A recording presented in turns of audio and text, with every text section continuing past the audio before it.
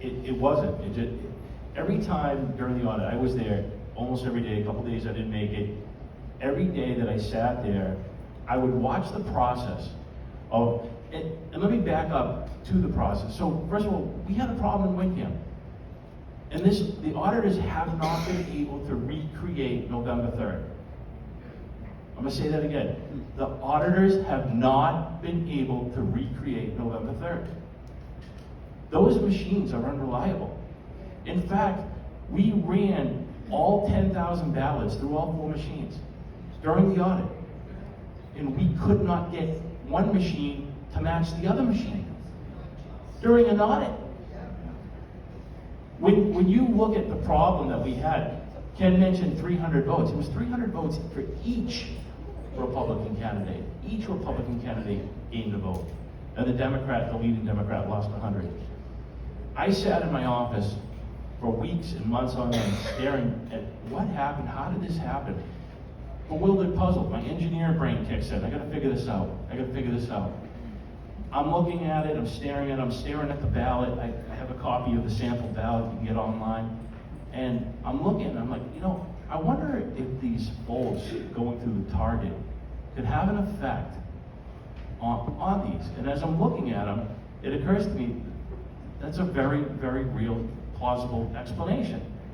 And part of me, and that was my original hypothesis, and I explained that to Harry Hursty prior to the audit. I regret that. And the reason why, because I explained a lot of things to Harry Hursty, because I spent quite a bit of time, Ken and I, staring at these ballots and staring at the results and the spreadsheets that we created. And the other anomaly that there's no mention of is no mention of machine number 2. So we had, and I'm just going to use the presidential race by way of example, President Trump garnered 57% of the vote on machines 1, 3, and 4. However, only 42% on machine 2. And I couldn't explain that. Yeah, and that anomaly went all the way down the ballot on machine 2 for all the Democrat and all the Republican, right? If you go across 1, 3, 4, for every machine, for every race, Except they the were all governor's within a couple of points, except for number 2, machine number 2. And then the state rep race was a little different because there were 4 people running. But if you look at that closely, you'd see that each of the Democrat candidates got similar percentages of the vote across 1, 3, and 4. The Republicans got similar across 1, 3, and 4. And then on machine 2, the Democrats got about 3% more each. And the Republicans got about 3% less each. And yeah, I was going to say, Steve Negron's in the audience. You won Windham, but you won it actually by more. You did. And when you look at machine 2, and that's the point. Where, they say, the AG says, well, it didn't change the outcome. But Windham's a Republican town. It did change the outcome. And how does he know that without doing a true forensic investigation? He's negligent in his responsibility to this state. Yeah.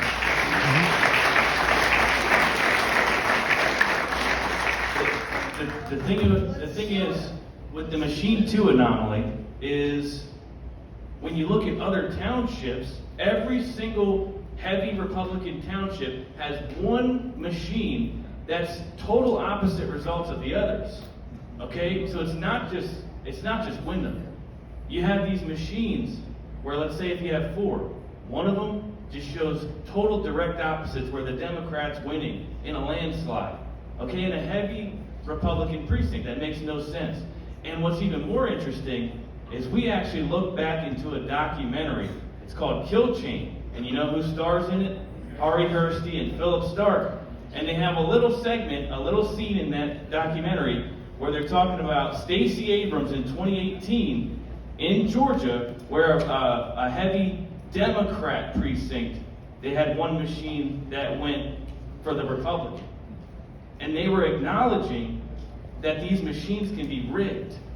But then when it's 2020, and we're talking about a Republican one, these 2 guys, They don't even want to look at it, acknowledge it, or even talk about the fact that they've seen this before. You know exactly what you're looking at. And you won't, when we had a show, we pulled up the Excel spreadsheet where we showed them the numbers and said, can you talk about this? You know what Ari Hersey said? I gotta go. And then he signed off. He's not joking. Now, granted, I do want to give Hari some credit because he did say that he had to leave at a certain time and he stayed an extra half hour. But no warning or anything, not, hey, 5 minutes, guys, I got to go in 5 minutes, nothing. Just, hey, can we talk about machine number 2? I got to go, my time's over, bye, and hard exit.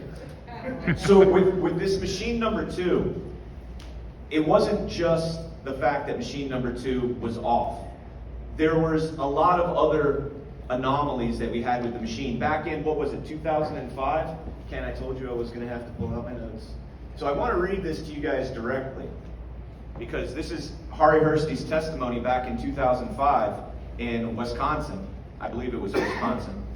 And he said, and he also confirmed this on our show, he said, manipulation of memory cards can either be persistent or one time, meaning that if the card is reset but not reprogrammed, the card will be quote-unquote clean, and the hack will not work until the card is reprogrammed again.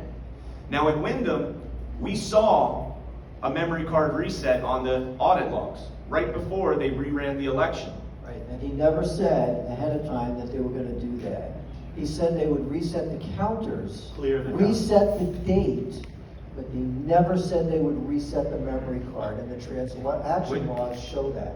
Which, by the way, is illegal. It's a violation of federal law. 52 U.S. Code 2071 says you have to maintain all election data for a minimum of 22 months after the election. And those cards were reset without a copy being made, and we got bogus excuses as to why they couldn't do it. We went through the manual and we found numerous ways that they could have safely copied the card or kept it in place. The cards themselves literally have a tab that you slide over and it makes the card unwritable. So you can stick it in any device, copy it, and you can't transmit data over to the card. You can only transmit data onto another card to make a copy. But they didn't do that. And they ran the machines on 11/3. They reset the machines back in May. They reset the machines to November 3rd so that they could duplicate the election. Now, everybody in New Hampshire knows the election was done and counted on November 3rd in Windham County, Windham Township. They had all 4 machines run from 11/3 to 11/5. Machine number 2 was the only one that had a log entry on 11/4.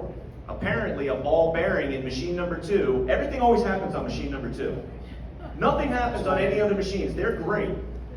They have a ball bearing that goes down on machine number 2, and they have to unplug it and run an ender card through backwards. Did you ever find that in the manual? Is that how you fix that? That is actually. Okay, it is in the manual. I know we'd asked about that.